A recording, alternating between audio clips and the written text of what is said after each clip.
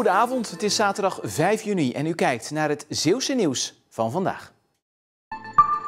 De bioscopen mogen weer open en daarom is het voor veel mensen de eerste keer dat ze de Zeeuwse oorlogsfilm Slag om de Schelde op het grote doek kunnen zien. En veel Zeeuwen kunnen niet wachten. Ik stond helemaal te trappelen. En waarom deze film? Wat maakt deze film nou zo bijzonder? Omdat het gaat over de strijd die hier gevoerd is en waar wij weinig van weten als Vlissinger. Ja, het wordt ook wel eens de vergeten slag genoemd. Ja, precies. En daarom is het zo belangrijk. Hoe is het om weer mensen te mogen verwelkomen? Het is natuurlijk geweldig. We zijn bijna een half jaar dicht geweest en dan weer open gaan. Ja, en de eerste mensen te mogen groeten, dat is gewoon geweldig. Geeft een waanzinnig gevoel. Wie er ook blij mee is dat de film eindelijk in de bios draait is Stanley Schuren uit Vlissingen. Hij figureerde in de film, maar mocht er pas over vertellen en de foto's die hij maakte met de wereld delen nadat de film uitkwam in de bioscoop. Ze hebben de hele tijd op een mobiel gestaan, daar staan ze nu nog op.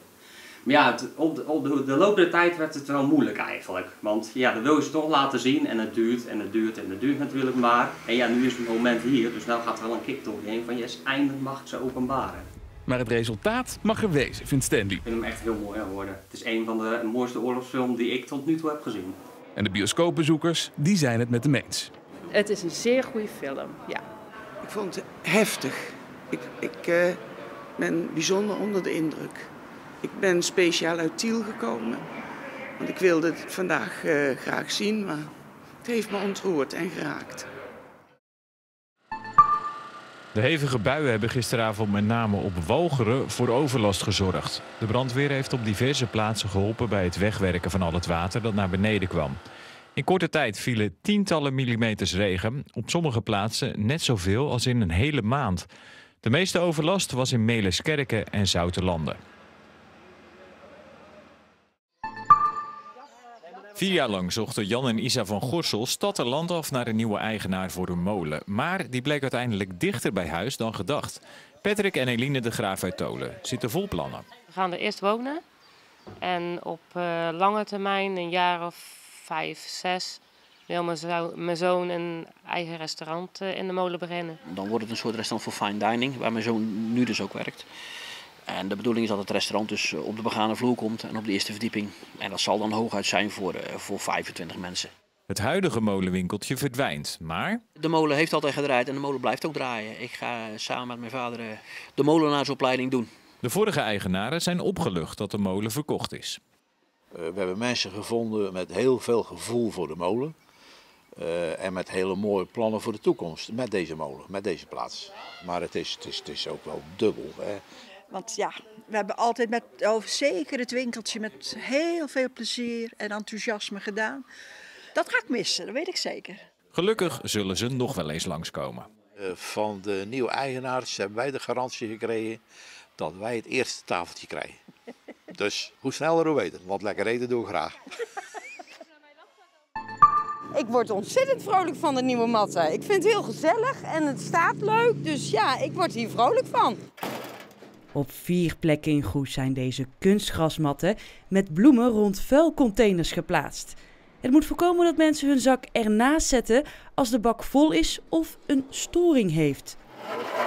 Zou u de zak mee terug naar huis nemen als er een storing is op het apparaat? Nou, ik ben wel eens een keertje met de zak van huis uit hier naartoe gereden. Maar ik had geen zin om mee terug te nemen. Heb ik ook maar bijgezet, sorry. In mijn geval, als je boodschapjes gaat doen en je moet dan die zak weer mee naar huis nemen. Je kan je boodschappen niet in je fietstas doen, dat is heel onpraktisch. Op verschillende plekken in ons land zijn er al proeven gedaan met soortgelijke kunstgrasmatten. In Rotterdam bijvoorbeeld. Na de eerste maand van de proef zou de hoeveelheid afval rond de vuilcontainers met 75% zijn afgenomen. Nou, ik denk dat de mensen afsteekt, ja. Dat zal best, want het is wel gezellig. Het staat opgeruimd en netjes. Ja, ze moeten wel zorgen dat die genoeg geleegd wordt. Dat vind ik, ja, dat is een grote kwestie, dat ze wel eens vol zijn.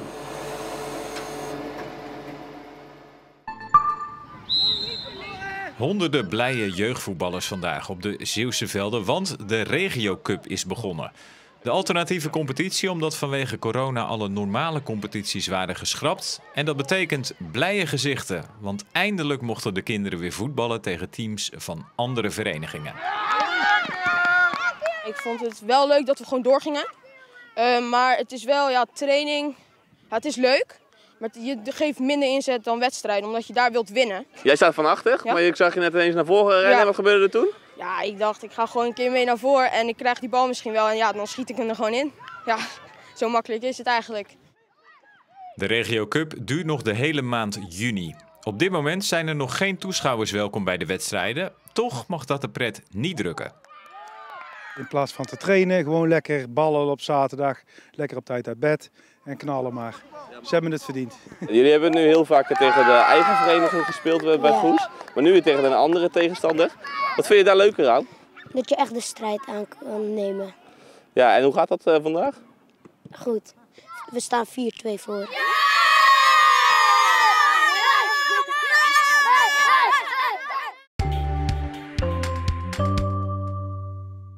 Goedenavond. Het was vandaag maar een grijze dag met ook wat licht gespetter in de ochtend. Dit was Kloetingen vanochtend. En het was ook een stuk kouder dan de afgelopen dagen met temperaturen rond 15 graden. Ook wel prettig dat de horeca dus binnen geopend was, want van terrasweer was vandaag geen sprake. Terrasweer komt er wel weer aan als we kijken naar de komende dagen, want we zien dat er opklaringen gaan komen en die zullen waarschijnlijk vannacht al zichtbaar worden in het westen of vanuit het westen dichterbij gaan komen. De temperaturen komen vannacht te liggen tussen 9 en 12 graden en het blijft droog. En morgen wordt dan een dag met veel zonneschijn en het wordt dan ook meteen weer warmer met temperaturen tussen 20 en 22 graden. Alleen vlak bij zee nog temperaturen iets onder de 20 graden. De dagen daarna houden we het droge en vrij zonnige tot zonnige weer. Het blijft overwegend droog op een enkel licht verdwaald buitje na, maar dat is vooral landinwaarts. De temperaturen gaan een stijgende lijn vertonen van ongeveer 19 graden op maandag naar 21 tot 22 graden op dinsdag en woensdag. En tot zover. Straks ben ik nog bij u terug met Zeeland de Week, met een overzicht van het nieuws van de afgelopen week. Dus graag tot zo en anders nog een fijne avond.